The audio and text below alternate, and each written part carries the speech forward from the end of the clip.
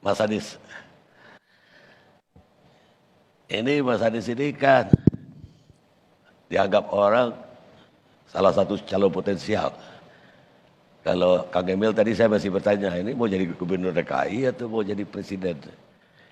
Kalau Mas Anies ya udah disidit lah oleh orang banyak. Seandainya itu terkabul, Mas Anies mau bangun apa dulu? Mau apa? Mau bangun apa dulu dalam Indonesia Bangkit? Oh, iya. Terima kasih Bang Karni. Selamat untuk TV One. Alhamdulillah perjalanan 14 tahun.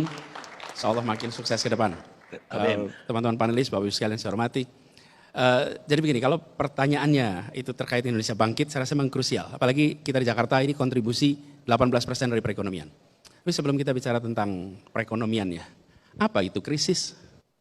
Krisis adalah perubahan yang dipercepat. Setiap pribadi mengalami krisis, organisasi mengalami krisis, atau negara mengalami krisis, maka sesungguhnya dia sedang mengalami perubahan yang dipercepat. Itu terjadi kita. Kita lihat saja. Bagaimana ketika pandemi itu dinyatakan, tanggal 11 Maret 2020. Pada saat itu dinyatakan sebagai pandemi, kami tanya pada para ahli, ini apa artinya ketika epidemik disebut jadi pandemi? Salah seorang ahli epidemiologis itu mengatakan kepada saya, Mas, Pak Pandu Riono, Mas, ini artinya akan panjang. Mungkin sampai akhir masa tugas di Jakarta, kita akan masih mengalami pandemi. Pada saat itu, banyak dari kita yang masih belum menyadari magnitudenya. Dan begitu dinyatakan sebagai pandemi, berubah sekali. Hari ini kita mendengar testing, siapa saja melakukan testing gejala, coba cari PCR lab. Bang Karni, 2 tahun lalu yang namanya PCR itu kita awam nggak tahu itu apa. Oke? Alat yang kita miliki di Jakarta, kemampuan melakukan testing per hari maksimal 150 sampel per hari. Muncullah krisis ini, Pak, begitu muncul krisis langsung kita harus mengubah. Dulu alat ini dipakai untuk riset, karena itu kapasitasnya kecil, sampel-sampel untuk riset, mendadak dipakai alat diagnosa. Diagnosa untuk ukuran penyakit yang kolosal. Berubah cara kita mengelola. Langsung dilakukan penyesuaian. Dan ketika perubahan itu dilakukan yang sangat cepat, yang menjalani belum tentu merasakan atau memiliki kesadaran bahwa dia atau kita sedang menjalani perubahan yang dipercepat. Cuci tangan, higienitas, kita tahu tulisannya. Tapi begitu ada pandemi, kebiasaan cuci tangan muncul. Hand sanitizer di mana-mana, mendadak yang namanya bersih itu menjadi sesuatu yang harus dikerjakan. Bukan sekedar disadari. Jadi kita harus memanfaatkan yang disebut sebagai krisis ini untuk melakukan perubahan-perubahan yang dipercepat di berbagai aspek. Di sini masuk persoalannya. Perekonomian kita turun. Tapi perekonomian kita turun itu bukan salah hitung. Bukan ada investasi yang salah, bukan ada kebijakan yang salah. Tapi ekonomi kita turun karena mobilitas penduduk dibatasi, interaksi antar orang dibatasi, sehingga transaksi yang sifatnya langsung turun. Tapi transaksi yang tidak face to face mengalami lonjakan. Yang tadi Bro Sandi sebutkan kurvanya K. Ada yang naik, ada yang turun. Yang harus berinteraksi langsung drop. Tapi yang digital pop, naik. Banyak yang kemudian mengalami lompatan. Nah, ini kesempatan bagi kita sebagai bangsa untuk melakukan penataan ulang atas perekonomian kita. Perekonomian ini semuanya ikut sumbang. Ada yang bawa modal uang, ada yang bawa modal tenaga, ada yang bawa modal teknologi, ada yang bawa modal tanah, ada yang bawa modal macam-macam. Masuklah dalam sebuah perekonomian. Lalu dari situ ada distribusi pendapatan. Ada yang dapatnya banyak, ada yang dapatnya sedikit. Nah, ketika terjadi krisis ini, berhenti semua. Ketika kita memulai lagi, maka kita harus meningkatkan kualitas perekonomian kita. Bukan saja perekonomian yang berorientasi pada pertumbuhan yang cepat, tapi juga pertumbuhan yang berkualitas. Yang kecil ditumbuhkan besar. Bukan hanya yang besar tambah besar. Yang besar tambah besar gak apa-apa. Tapi yang kecil jangan terus kecil. Yang kecil harus tumbuh besar. Dan ini makanya kita rasakan di Jakarta sebagai contoh. Warung-warung tutup. Kemudian kegiatan perekonomian sifatnya langsung berkurang. Transaksi face to face langsung berkurang. Lalu di sisi lain perekonomian digital bergerak.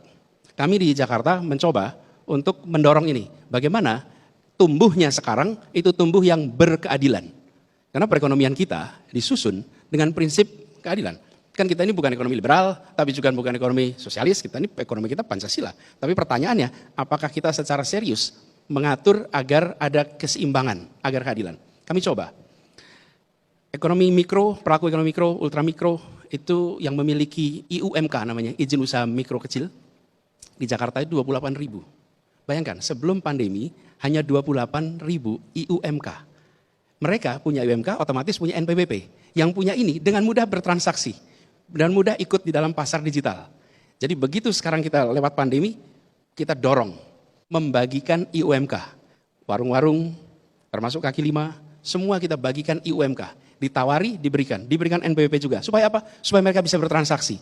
Dan makanya kita terkejut. Kenapa? Karena orang tua, keluarga itu berdatangan ke kelurahan, ke kecamatan mengurus izin usaha supaya usaha di rumahnya punya izin. Apa yang terjadi? Dari 28.000 dalam waktu 1 tahun kurang berubah menjadi 252.000 pemilik IUMK di Jakarta. Lompat. Ini yang kecil nih, mikro. Dan apa yang terjadi? Begitu itu mikro muncul, mereka ikut di dalam pasar digital yang besar ini. Jadi saya melihat bahkan ketika kita mengalami krisis, mau bangkit, maka jangan bangkit seperti dulu saja. Harus ada yang baru. Dan yang baru prinsip nomor 1 adalah berkeadilan. Yang kedua, kita merasakan apa yang juga disampaikan Kang Emil tadi, bahwa perubahan alam itu adalah dampak dari perilaku manusia. Termasuk pandemi ini, virus yang bermutasi karena perilaku kita. Kelestarian kepada alam, kelestarian pada lingkungan harus menjadi bagian yang secara serius kita kerjakan. Jadi kami melihat Bang, ke depan tumbuhnya perekonomian, aspek-aspek itu penting. Tapi di sisi lain, selain bicara ekonomi, bicara kebangkitan secara kesejahteraan, yang tidak kalah penting, pelajaran luar biasa selama pandemi ini. Public trust is key. Kepercayaan publik adalah kunci. Begitu terasa gelombang pandemi, di awal-awal ujian bagi kita semua. Apakah kita akan memprioritaskan kepercayaan publik atau kita tidak memprioritaskan kepercayaan publik? Kalau memprioritaskan maka nomor 1 transparansi. Apa adanya, sampaikan terbuka, tidak ditambah, tidak dikurangi. Kami coba terapkan itu Bang. Apa adanya, data disampaikan secara objektif. Dan yang tidak kalah penting, pandemi ini mengajarkan pada kita semua hikmah yang luar biasa. Ilmu pengetahuan tidak boleh diremehkan. Science is key. Dan mendengar kata ilmuwan adalah penting. Apalagi kita berhadapan dengan baru. Jadi, kalau kita bicara Indonesia ke depan, maka kepercayaan, transparansi adalah kata kunci yang harus terus dijaga oleh pemerintahan. Ditambah lagi, mengarungi ke depan, kita tidak boleh anggap enteng apa yang disampaikan oleh para ahli sains. Dan menjalani peristiwa 2 tahun terakhir ini, kita mengalami perubahan tentang bagaimana kita berkomunikasi, bagaimana kita menyampaikan secara apa adanya. Jadi Bang Karni, kalau boleh saya menjawab tadi, bahwa ini adalah satu pengalaman kolektif, dan ini sesungguhnya perubahan yang dipercepat, yang kita semua menjalani. Bahkan kalau kita tadi ketemu, salaman kita namaste, bayangkan kalau 2 tahun lalu kita ketemu tidak salaman jabat tangan. Itu ada sesuatu yang hilang. Sekarang tidak jabat tangan itu normal dan norma. Nah inilah contoh. Jadi kita yang berada di dalam amanat-amanat penting di masyarakat, dari mulai di komunitas sampai di tingkat pemerintahan daerah dan lain-lain, perlu memanfaatkan ini sebagai sebuah kesempatan untuk melakukan perubahan yang fundamental. Begitu Bang Andi, terima kasih. Baik. Mas Anies itu banyak sekali dapat award, penghargaan. Dari integrasi, transportasi, angkutan umum di Jakarta, sampai terakhir aplikasi Jaki pun nomor 1 di Asia. Mengalahkan Singapura segala. Tapi kritik juga bertubi-tubi. Dari Formula E, kemudian sumber resapan lagi. Ini bisa dijelasin nggak yang 2 ini, Formula E dan sumber resapan, apa yang terjadi? Ya, jadi begini, kalau kita bicara tentang masalah yang ada di masyarakat, maka kita akan melihat kondisi masyarakat dan hajat hidup mendasarnya. Makanya kalau tanya pada keluarga-keluarga di Jakarta, apa persoalan paling dasar, mereka akan menjawab biaya hidup yang tak terjangkau. Yang kedua, lapangan pekerjaan. Barusan ini kita ingat, ini kita bareng-bareng, lapangan pekerjaan. Kemudian persoalan apa lagi yang mereka akan nyatakan? Mereka akan menyatakan tentang kesehatan, tentang pendidikan. Kami akan fokus pada masalah-masalah yang senyatanya menjadi kebutuhan utama masyarakat. Pembicaraan sosial media akan sangat ditentukan oleh mereka yang memiliki jumlah pengikut. Hal yang tidak penting bisa menjadi amat besar, tapi hal yang mendasar bisa jadi tidak pernah dibicarakan di sosial media. Inilah kenyataan yang kita hadapi sekarang. Jadi, Bang Karni, kita sekarang ketemu dengan fenomena itu. Saya sebagai yang bertanggung jawab atas sebuah kota, maka tanggung jawab saya adalah kepada 10 juta lebih penduduk Jakarta yang hajat hidupnya harus dipenuhi. Bukan sekedar mengikuti percakapan di sosial media. Karena yang harus diselesaikan adalah masalah, bukan sekedar perbincangan. Nah inilah yang kemudian makanya menjadi dasar bagi kami. Jadi ketika bicara tentang award itu adalah kenyataan. Itu bukan soal jumlah pemberitaan. Ya, itu dua hal yang berbeda. Itulah kenyataan. Dan kita bekerja untuk kenyataan-kenyataan. Kenyataan-kenyataan itulah yang kemudian dinilai. Berbeda dengan pembicaraan. Dan kita akan bisa menyaksikan. Di Jakarta misalnya, kita membangun stadion yang sedang fase finishing.